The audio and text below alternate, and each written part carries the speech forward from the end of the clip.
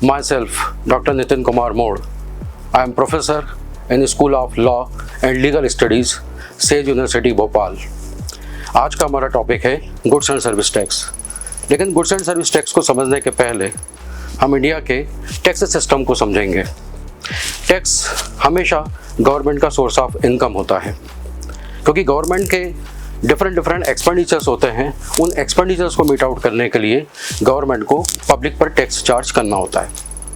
ये एक्सपेंडिचर्स अलग प्रकार के हो सकते हैं, अलग अलग तरीके के होते हैं, जैसे एजुकेशन पे एक्सपेंडिचर्स, हेल्थ पर एक्सपेंडिचर्स, इंफ्रास्ट्रक्चर पर एक्सपेंडिचर्स, डिफेंस के ऊपर एक्सपेंडिचर्स। इसके अलावा भी कई प्रकार के गवर्नमेंट के एक्सपेंडिचर्स होते हैं। उन सारे एक्सपेंडिचर्स को मीट आउट करने के लिए गवर्नमेंट पब्लिक पर टैक्स चार्ज करती है।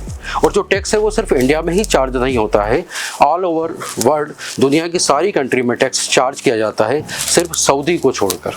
बाकी सब जगह पर टैक्स चार्ज किया जाता है ताकि गवर्नमेंट अपने एक्सपेंसेस को मीट आउट करे। और जो टैक्सेस से पैसा जनरेट होता है उस पैसे को पब्लिक के ही बेनिफिट के लिए यूज़ किया जाता है। इस कारण से हर सरकार अपने पब्लिक पर टैक्स चार्ज करती है। इंडिया में जो टैक्सेशन सिस्टम है उसमें एक आता है डायरेक्ट टैक्स और दूसरा आता है इनडायरेक्ट टैक्स। डायरेक्ट टैक्स के अंतर्गत हम देखते हैं कि इनकम टैक्स आता है, जिसमें जिस पर्सन के ऊपर इनकम टैक्स चार्ज किया जाता है वही पर्सन इनकम टैक्स का पेमेंट करता है।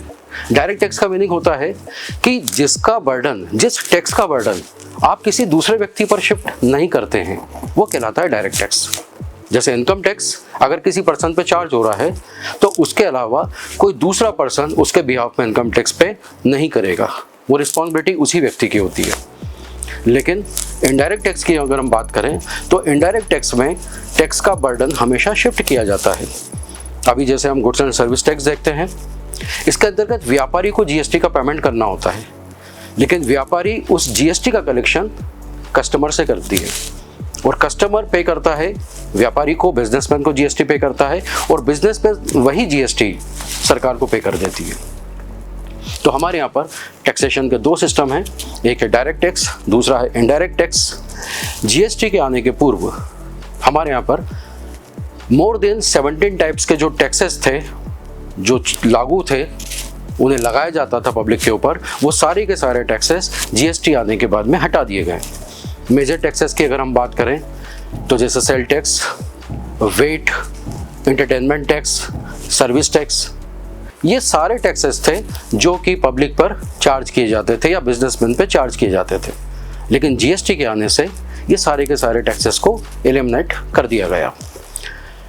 अब जीएसटी जो लागू की गई है वो 1 जुलाई 2017 को इंडिया में लागू की गई है। लेकिन इंडिया में लागू होने के पहले दुनिया में कम से कम 165 कंट्रीज़ में जीएसटी लागू हो चुकी थी। अभी तो वो संख्या काफ़ी बढ़ चुकी है, लेकिन इंडिया में जब 2017 में जीएसटी आई उस समय लगभग 165 कंट्री में ऑलरेडी जीएसटी लागू कर दी गई थी। सबसे पहले जीएसटी 1954 में फ्रांस में लागू की गई थी, उसके बाद अलग अलग कंट्रीज़ में इसको लागू किया गया था। तो इंडिया ने भी इसको 1 जुलाई 2017 को लॉन्च किया है। हालांकि इसके ऊपर जो काम है वो बहुत ही पहले से चल रहा था। जब अटल बिहारी वाजपेयी जी की सरकार थी उस समय से एक कमीशन बना के, एक कमेटी बना के इसके ऊपर कार्य करना शुरू कर दिया गया था। इस कार्य को कांग्रेस गवर्नमेंट ने भी आगे बढ़ाया। चिदम्बरम जी जब फाइनेंस मिनिस्टर थे उस समय उन्होंने भी इसको आगे बढ़ाया और फाइनली जो है ये जो बिल पेश किया गया और बिल पेश करने के बाद में 1 जुलाई 2017 को हमारे देश में जीएसटी लागू कर दी गई। जीएसटी 4 प्रकार की जीएसटी होती है। Number 1 central goods and service tax, number 2 state goods and service tax, number 3 integrated goods and service tax, number 4 union territory goods and service tax. ये 4 प्रकार की जीएसटी हमारे देश में लगाई जाती है। जीएसटी का जो मॉडल हमारे यहाँ पर एडॉप्ट किया गया है वो कैनेडियन मॉडल एडॉप्ट किया गया है। कैनेडियन मॉडल का मीनिंग है हम यहाँ पर ड्यूअल जीएसटी चार्ज करते हैं। आप देखिएगा कभी भी किसी भी बिल के अंतर्गत जब भी आप कहीं कोई पेमेंट करते हैं, कस्टमर कोई पेमेंट करता है तो उसे हमेशा 2 प्रकार की जीएसटी उसके बिल में मिलती है, एक सीजीएसटी और एक एसजीएसटी। मान लीजिए कोई प्रोडक्ट आपने परचेस किया है और उस पर 12% की जीएसटी है, तो आप देखेंगे सीजीएसटी में 6% चार्ज होगा और एसजीएसटी में 6% चार्ज होगा।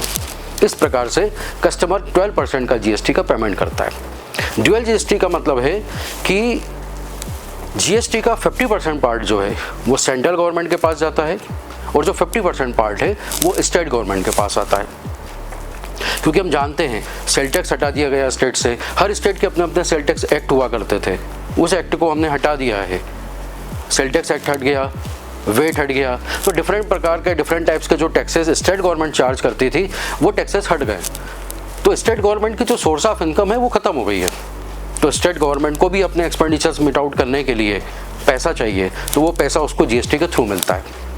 लेकिन अभी हम एक चीज़ जानते हैं कि 3 प्रोडक्ट हैं जो कि जीएसटी के अंतर्गत नहीं आते हैं, इन पर अभी भी स्टेट अपना होल्ड रखता है। नंबर फर्स्ट, ह्यूमन कंजम्पशन के लिए लिक्कर्स, जिसे हम शराब कहते हैं, शराब के ऊपर भी स्टेट अभी आज की डेट में वेट चार्ज करता है, इसलिए लिक्कर्स के हर स्टेट में रेट्स अलग अलग हैं।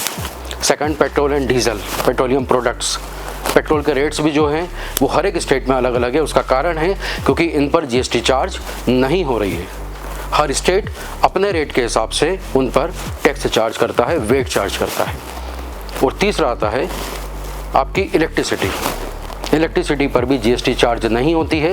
इन 3 प्रोडक्ट को छोड़कर बाकी जितने भी प्रोडक्ट है उन सारे प्रोडक्ट के ऊपर जीएसटी चार्ज किया जाता है। अब आप बोलेंगे कि कुछ कमोडिटीज़ तो ऐसी है जिन पे तो हमने आज तक जीएसटी नहीं देखी है, तो वो कमोडिटीज़ जीएसटी फ्री होती हैं, जो हमारी डेली नीड की होती है, जो कंपलसरी होती है, वो छोटे आदमी से लेके बड़े आदमी हर व्यक्ति को नीड की होती है, तो उनके ऊपर जीएसटी 100% फ्री होती है, 0% के अंतर्गत वो आते हैं। जैसे मैं बात करूँ यहाँ पर कि आप वेजिटेबल्स की बात करें तो वेजिटेबल्स हो गया है, फ्रूट्स हो गया है, या आप आटा हो गया है, दाल हो गया है, चावल हो गया है, इनके ऊपर जीएसटी बिल्कुल नहीं चार्ज होती है। लेकिन हाँ, यही प्रोडक्ट अगर पैक्ड होके आते हैं, किसी ब्रांड में आते हैं, तो फिर उनको पर जीएसटी चार्ज हो जाता है।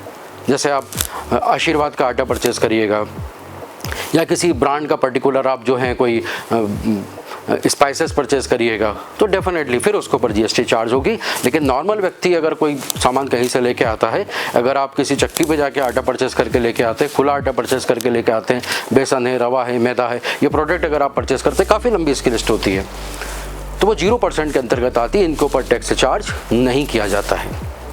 और अभी हम देख रहे हैं, रिसेंटली अभी हम देख रहे हैं जो अभी टैरिफ वगैरह लगाया गया, उस कारण से काफ़ी दुनिया में हलचल हुई है। उसी के परिणाम स्वरूप यहाँ पर भी जीएसटी के रेट कम कर दिए गए। जीएसटी के रेट कम होने से 22 सितंबर से हमारे यहाँ पर जीएसटी के रेट कम कर दिए गए। इस कारण से हम जो एक्सपोर्ट करके जो पैसा अर्न करते थे, वही पैसा अब इंडिया में अर्न कर रहे हैं, क्योंकि यहाँ पे सेल बढ़ चुकी है। तो जीएसटी एक प्रकार से इनडायरेक्ट टैक्स है जो कि पब्लिक के ऊपर चार्ज किया जाता है, जिसका पेमेंट बिजनेसमैन को करना होता है, कंपनीज को करना होता है, लेकिन उसका कलेक्शन किया जाता है कस्टमर से, और कस्टमर से कलेक्ट करके उस पैसे का भुगतान किया जाता है हमेशा सरकार को। इसके लिए गवर्नमेंट ने एक पोर्टल बनाया हुआ है। अभी तक हम देखते थे कि जो सेल टैक्स की रिटर्न जाती थी या जो वेट की रिटर्न वगैरह होती थी, वो सारी की सारी रिटर्न एक फॉर्म के रूप में जाती थी और किसी विंडो पे जाके उसको जमा करना होता था, किसी बैंक में जाके उसका चालान जमा होता था। लेकिन ये सिस्टम पूरा ख़त्म कर दिया गया है। जीएसटी के अंतर्गत एक पोर्टल बनाया गया है और सारा का सारा इंफॉर्मेशन और सारी की सारी रिटर्न्स, इसके अलावा जो जीएसटी के पेमेंट्स होते हैं वो सारे पेमेंट्स भी ऑनलाइन मोड में ही करना होते हैं। तो बिजनेसमैन को सबसे पहले अपने उस जीएसटी के अंतर्गत अपना रजिस्ट्रेशन करना होता है, अपनी बिजनेस की डिटेल बतानी होती है। रजिस्ट्रेशन के लिए, जीएसटी के रजिस्ट्रेशन के लिए कुछ चीज़ें कंपलसरी की गई हैं, जैसे बिजनेसमैन का पैन कार्ड लगेगा, उसका नाम लगेगा, उसके बैंक अकाउंट की डिटेल लगेगी, बैंक अकाउंट का नंबर लगेगा, आईएफएससी कोड लगेगा, उसका बिजनेस का नाम लगेगा, उसका खुद का नाम लगेगा। उसके बाद में फिर जीएसटी में रजिस्ट्रेशन किया जाता है। और रजिस्ट्रेशन होने के बाद एक बिजनेसमैन एक पैन कार्ड पे आप जितने रजिस्ट्रेशन करा सकते हैं उतने आप रजिस्ट्रेशन करा सकते हैं, लेकिन उन सबको कंबाइन करके एक यूनिट माना जाता है और फिर उन पर जीएसटी चार्ज किया जाता है। आईटी के अंतर्गत आने के कारण, पोर्टल पे आने के कारण अब कोई भी चीज़ हिडन नहीं रह गई है। तो हम देख रहे हैं कि जीएसटी के आने से जो बेनिफिट हुआ है, सबसे बड़ा बेनिफिट ये हुआ है गवर्नमेंट को कि उसको प्रॉपर जीएसटी का टैक्स का कलेक्शन हो रहा है। पहले कई बार इंफॉर्मेशन बिजनेसमैन के द्वारा छुपा ली जाती थी। हर 3 महीने में सेल टैक्स की रिटर्न जाती थी, जहां पर मान लीजिए उसकी सेल हो रही है 5 लाख या 10 लाख की, वो शो करता था कि मेरी 1 लाख की सेल हुई है और 1 लाख के बेस पर वो सेल टैक्स का कैलकुलेशन करके गवर्नमेंट को पे कर देता था। तो इस प्रकार से टैक्स को बचाया जाता था। वहाँ पर गवर्नमेंट की सोर्स ऑफ इनकम कम हो रही थी। लेकिन जीएसटी के आने से, जो कि पोर्टल पे पूरा का पूरा सबमिशन किया जाता है, यहाँ पर कोई भी चीज़ हिडन नहीं होती है। बिजनेसमैन को सारी इन्फॉर्मेशन देनी होती है और ये लिंक होता है एक बिजनेसमैन से दूसरा, दूसरे से तीसरा, तीसरे से चौथा। जब तक कि वो प्रोडक्ट कस्टमर तक नहीं पहुँच जाता है, पूरी चेन पूरी आपको जीएसटी पोर्टल पर दिखती है कि किसने किससे कितना माल परचेज़ किया और आगे कितना उसको सेल किया। इससे कस्टमर को भी बेनिफिट है। पहले जब हम कोई प्रोडक्ट परचेज़ करते थे तब हम देखते थे उसका जो प्राइस होता था वहाँ लिखा रहता था एमआरपी और ब्रैकेट में लिखा होता था inclusive of all taxes. Customer ये नहीं जानता था कि इसके ऊपर मैं कितना टैक्स पे कर रहा हूँ, इसमें कितने प्रकार के टैक्सेस इंक्लूड हैं। लेकिन आज आप जाइए तो आप देखेंगे, अगर कोई प्रोडक्ट परचेस करते हैं तो आप देखिए उस बिल के साथ में नीचे आपको जीएसटी का परसेंटेज और जीएसटी का कलेक्शन लिखा होता है कि आप कितनी जीएसटी उस प्रोडक्ट पर पे कर रहे हैं। तो अब कोई भी चीज़ हिडन नहीं रह गई है। कोई भी बिजनेसमैन आपसे गलत पैसा चार्ज नहीं कर सकता है। और सबसे बड़ा बेनिफिट ये होता है कि पहले टैक्स के ऊपर टैक्स चार्ज किया जाता था। एक ही प्रोडक्ट के ऊपर 4 प्रकार के टैक्स लगते थे। एक्साइज ड्यूटी भी उसके ऊपर लगती थी, परचेस टैक्स भी लगता था, सेल टैक्स भी उसके ऊपर चार्ज हो रहा है। डिफरेंट प्रकार के टैक्सेस एक ही प्रोडक्ट पे लगते थे। इसको कास्केडिंग इफेक्ट कहते थे। एक टैक्स के ऊपर दूसरा टैक्स, दूसरे के ऊपर तीसरा टैक्स। लेकिन अभी जो है सिर्फ एक प्रकार का टैक्स लग रहा है जिसका नाम है जीएसटी। और आखिरी में जाकर जब कस्टमर को प्रोडक्ट मिलता है तो जो उसका एक फिक्स रेट होता है कि 5% है, 12% है, कस्टमर को उतना ही पे करना है, उससे ज़्यादा जीएसटी का पेमेंट वो नहीं करता है। तो ये एक तरीके से बेसिक हमने बात करी है जीएसटी के ऊपर। अगले वीडियो में हम जीएसटी के किसी दूसरे टॉपिक के ऊपर बात करेंगे।